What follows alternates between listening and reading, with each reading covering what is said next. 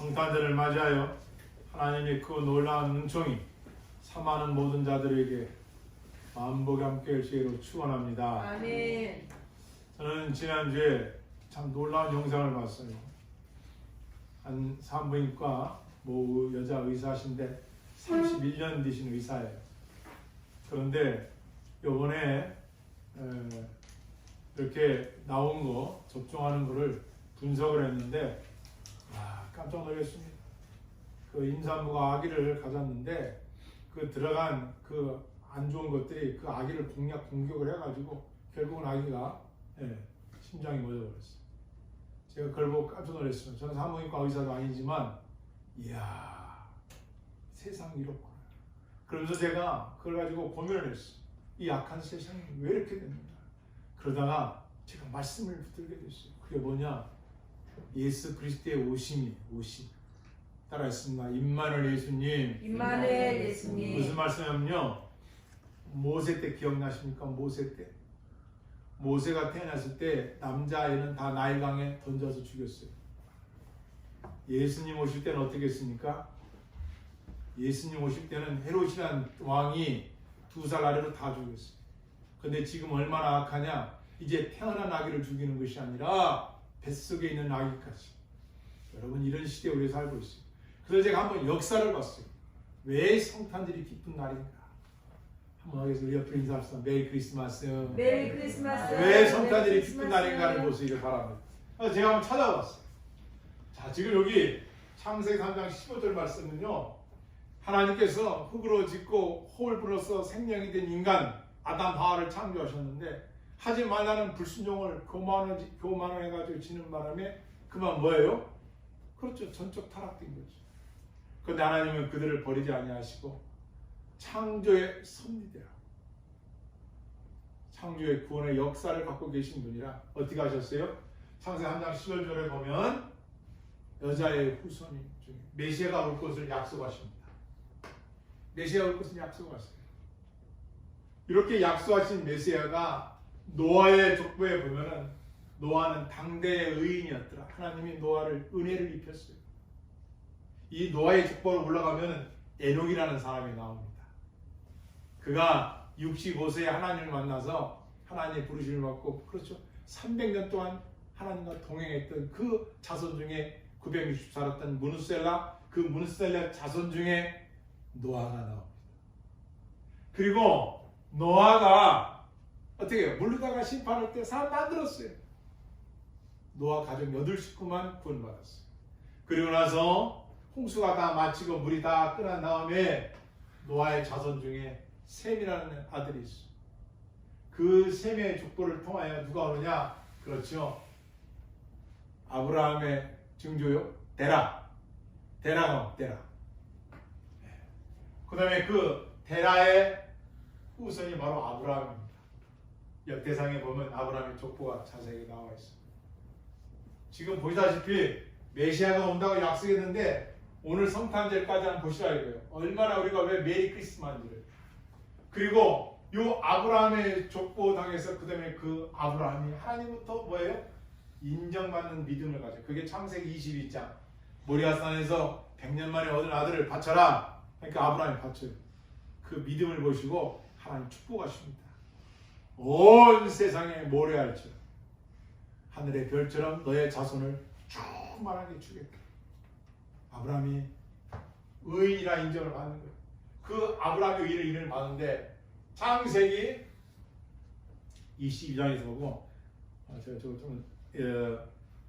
창세기 22장에서 아브라함이 여호와를 경외하는 복을 받고, 창세기 15장에서 아브라함이 하나님부터 믿음을,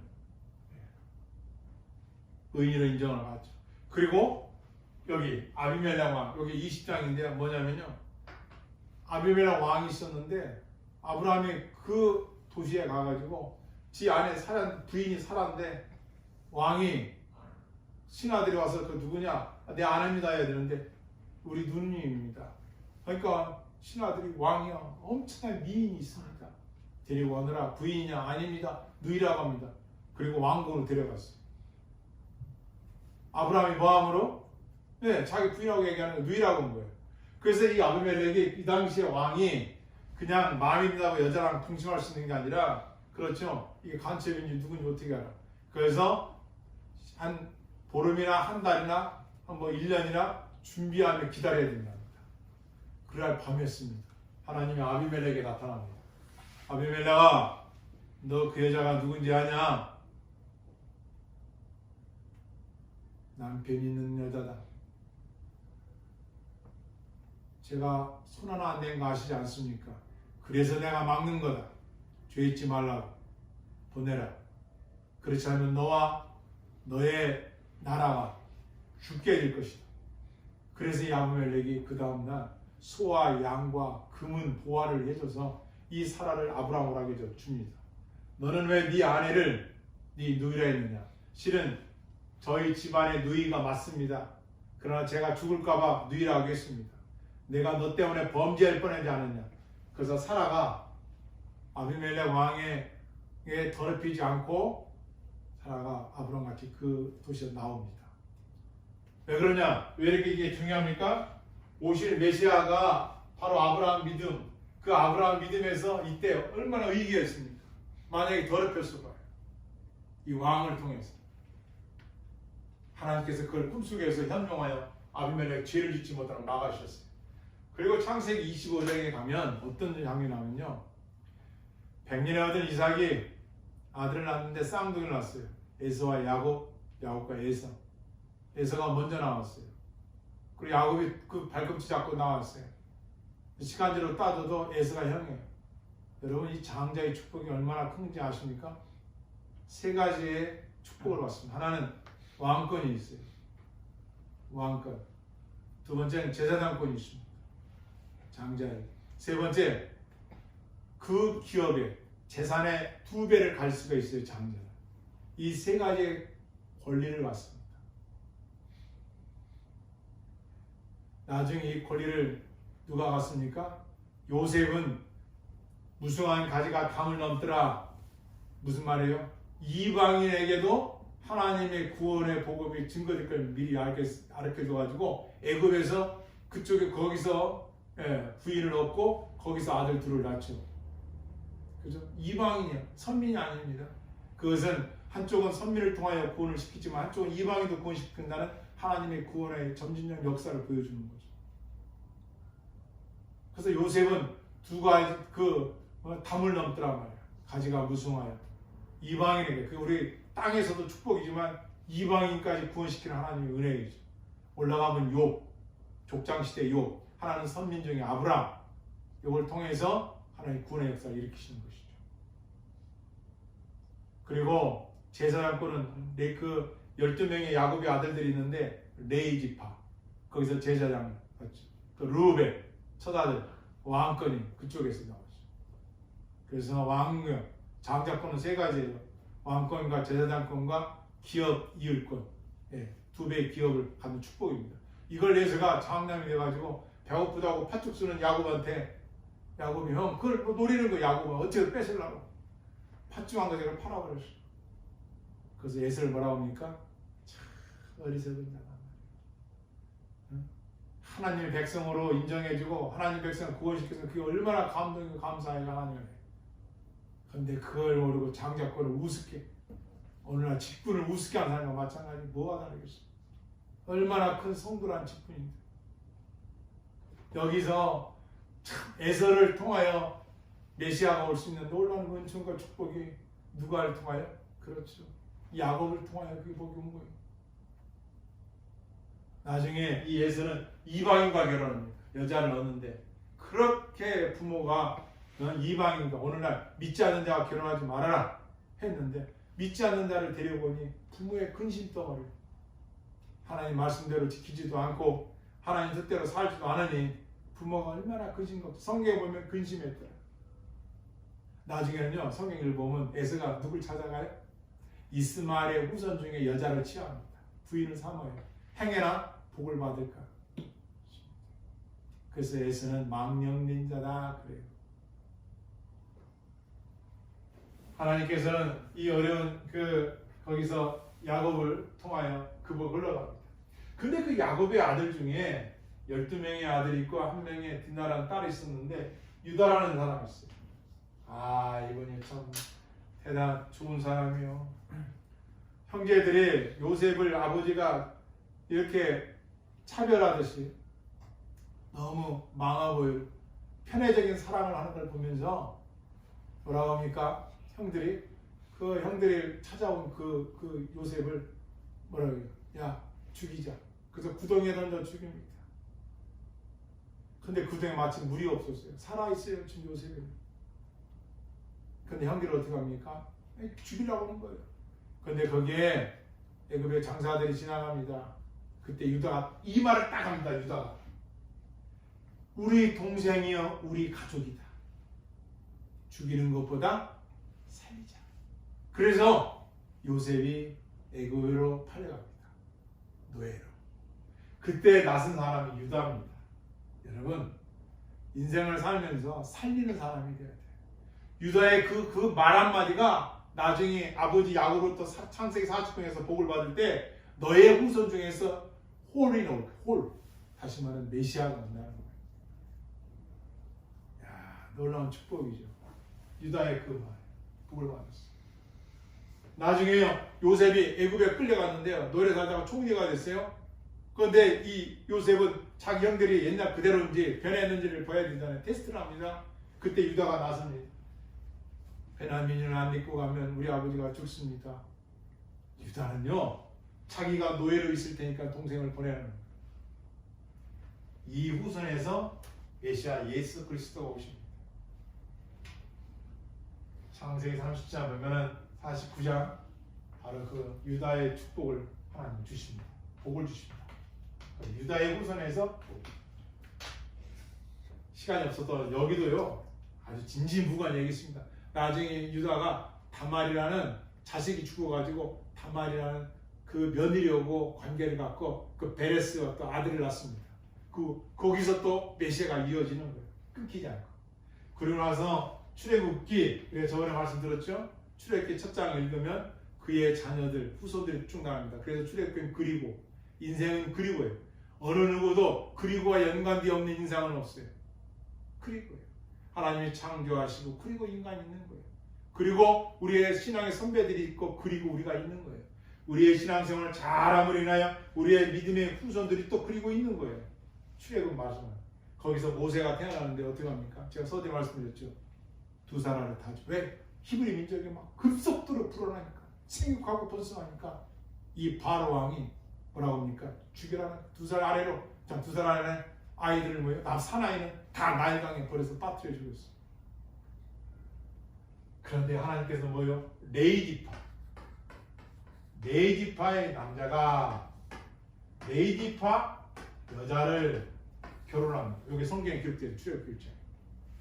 그 혼탁한 시대에 세상과 타협하지 않고 레이 사람이 레이 여자를 만나서 결혼해서 낳은 아들이 모세입니다. 놀랍잖아요. 세월은 흐르고 이렇게 가도 가고 저렇게 가도 간다지만 너 하나님 앞에서는요 누가 하나님 중심으로 사느냐예요.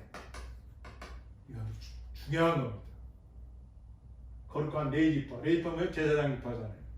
성전에서 성막기구들을 옮기고 하나님의 성소에 일하는 자들, 이들의 기업은 하나님이시죠. 그들이 다 책임져 주시죠. 하나님 책임져 주시죠.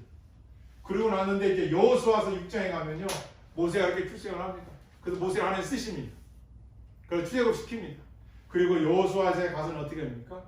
이제 하나님 약속한 가나안 땅을 들어가는데 요단강을 건너서 지금 가나안으로 들어가야 되는데 여리고성, 난공, 불락, 요새입니다.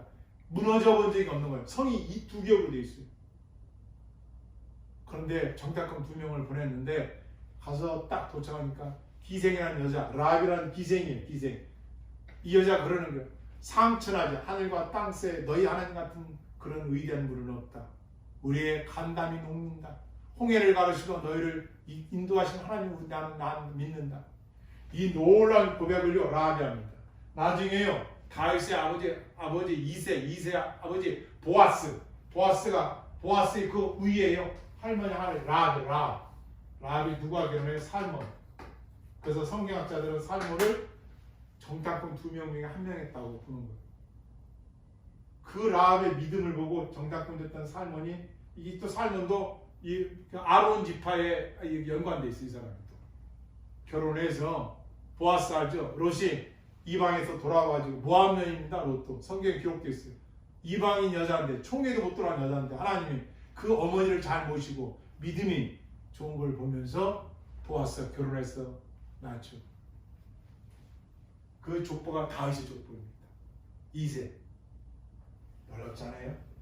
그리고 나서 우리가 또 알아야 될 것이 예스더, 죽으면 죽으리라 나오잖아요. 예스더 기억나시죠? 예스더. 우리는 거기서 죽으면 죽자, 일사가고 이렇게 하면 더 중요한 게 있어요. 불임절입니다. 뭐냐? 아니 모르드게가 이름이, 이게 하만이라는 국무총리인데 장관급입니다. 저를 나한테 인사를 하네. 야, 얘가 어디 족속이냐? 아, 히브리 유대인이야. 다 죽여버리죠. 왕이요, 악한 백성이 있습니다. 다 죽여버립시다.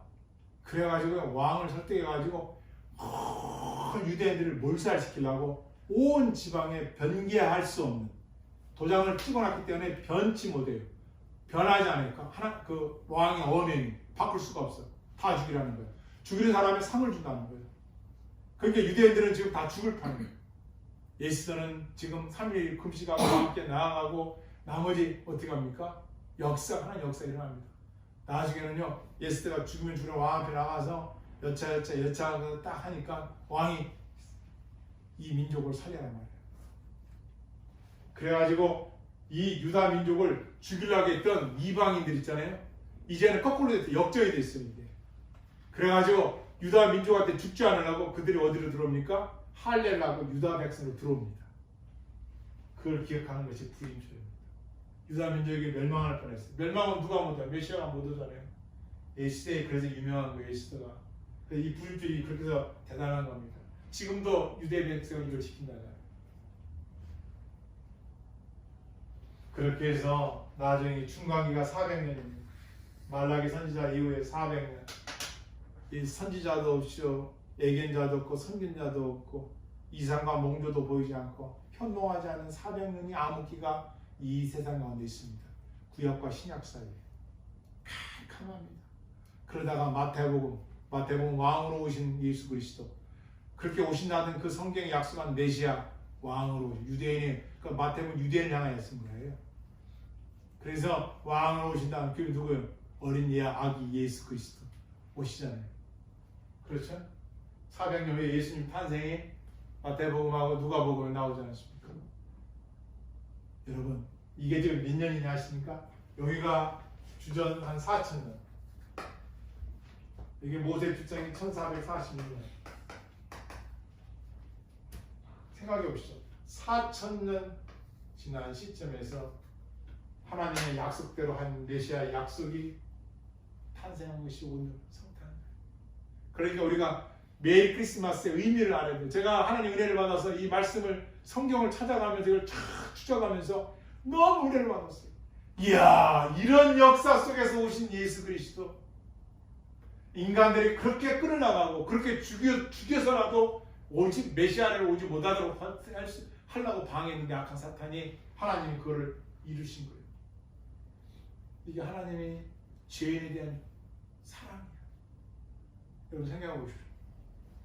하나님도 얼마나 포기하고 싶지 않으셨을까요? 이런 인간들 물다 다 쓸어버렸잖아요. 노아 때.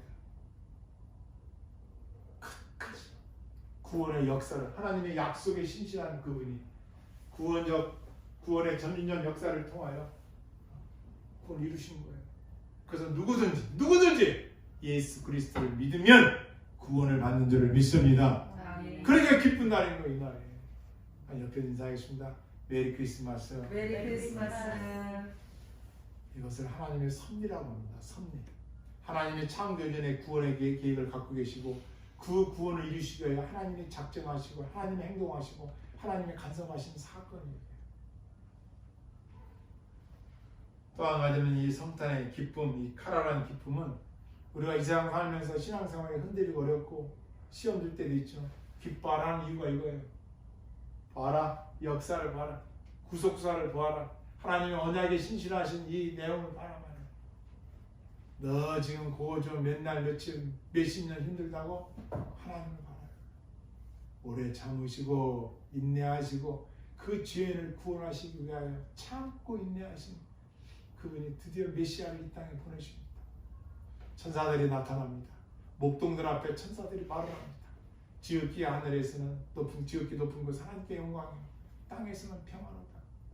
예수 그리스도를 통하여 죄에서 하나님과 죄인들이 화합하게 됐다. 평화롭게 됐다는 것. 이분이 제물로 바쳐지러 오신 예수 그리스도이십니다.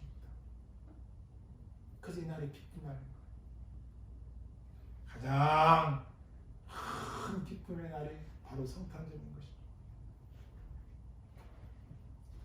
따라하십니다. 성탄절은 온 우주에서 가장 기쁜 날입니다. 가장 기쁜 날입니다. 이게 구주가 나으니 곧 그리스도와 하는데 이걸 필연이라 해요. 판토스 필연인데 틀림없이 반드시 확실히 의심할 여지가 없다. 신앙 하나 있으면 되지, 종교 하나 있으면 되지 뭐. 예수님 오신 거 봤어. 먹고 사는 게 먼저지. 그래서 사도 바울이 이렇게 말하는 거죠. 빚진 자로 살았다는 거예요. 나 같은 죄인을 구원하시려고 하나님이 이렇게 오래 참으시고 메시아를 보내주신 그 은혜를 생각하니 나는 빚진 자다. 빚진 자. 그 빚을 갚으려고 그렇게 통분서주해요. 오늘도 마찬가지입니다. 여러분 성경 계시록에 보면 의로운 자는 더 의롭고 불의한 자는 불의한다. 기는 자는 들으라. 어떻게 너희들이 살아야 할지를 가르쳐주고 있어요. 우리가 이 큰 사랑을 받았기 때문에 어떻게 합니까?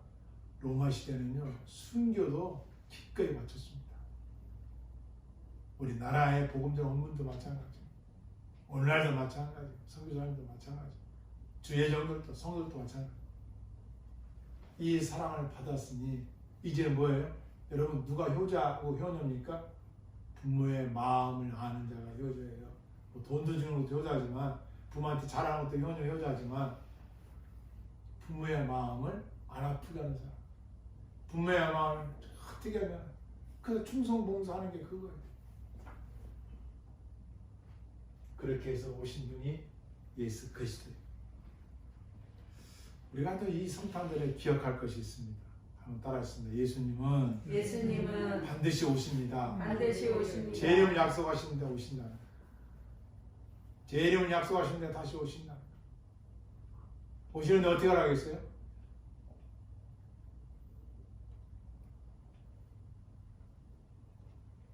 제 이름을 약속하시면 다시 오신다면 어떻게 했어요? 너희는 뭐하라? 그렇죠. 깨어 근신하며 기도하라는 거예요. 왜 깨어 있어야 할까요? 아까 서두에 말씀드렸지 않습니까? 오늘날 이 악한 사탄이 이제 주님 오실 때가 가까이 됐으니까 방해하는 거예요. 택한 자라도 미혹해서 넘어뜨리려고 하는 거예요. 그러니까 우리 성도들은 어떻게 돼요? 이럴 때 있어요. 그렇죠? 기도하고 더 말씀 가까이 하고 아멘. 아멘. 더 모이기도 힘쓰고 할렐루야. 아멘. 세상은 세상 이미 에클레시아 우리는 세상으로부터 부름을 받은 자들이기 때문에 주를 위해 사는 자들이에요. 지금요 열심을 내는 분들은 제가 들어보니까 보통 열심히 내는 거 아니에요.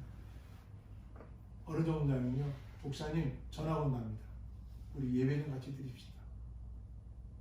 이 영상으로 드리니까 너무 이거 드리는 것 같지 않아서 한 명이라도 좋고 두 명이라도 좋고 예배 좀 드리자 해서 예배 드린다. 한두 명이라도. 그분들이요 또 이렇게 말하면 제가 다 얘기할 수는 없고 대단한 분들입니다. 그런데도 하나님 앞에 그렇게 드린다. 그러니까 열심히 있는 사람은 열심히 드립니다. 열심히 오는 사람은 이때가 쉴 때인 것보다 그냥 세상 미디어에 빠지고 성경도 하루에 한 장도 안 읽고 기도도 1분도 안 해요. 1분도. 생각해 보십시오. 그런 분들이 어떻게 앞으로 더 어려워질 텐데, 물론 더 좋은 날도 오겠지만 어떻게 이 험난한 시대를 뭐로 이기겠어요? 오신 날은 예수님 오셨잖아요. 다시 오신다고 약속했잖아요. 오십니다. 그럼 우리는 뭘 준비해야 되냐? 맞을 준비. 그래서 예수 그리스도는 성탄절을 통하여 우리에게 뭐예요? 표적을 표적. 증거라는 거예요. 다시 오실 증거가 됩니다. 그런데요, 예수님이 오셨을 때 어떻게 했습니까? 누가 소동했어요? 헤롯 왕과 백성들이 소동했습니다. 왜 그럴까요? 아니, 지금 내가 높은 직에 있고 먹고 살만한데 왕으로 오신다고 내 자리가 뺏길까봐 소동합니다. 그러니까 헤롯이 뭐예요? 2달 안에 다 죽여라. 자기 죽는 줄 모르고 2달 안에 다 주려 한 거예요. 얼마나 어리석습니까? 왜 소동합니까? 네, 자기 지위가 뺏길까 봐.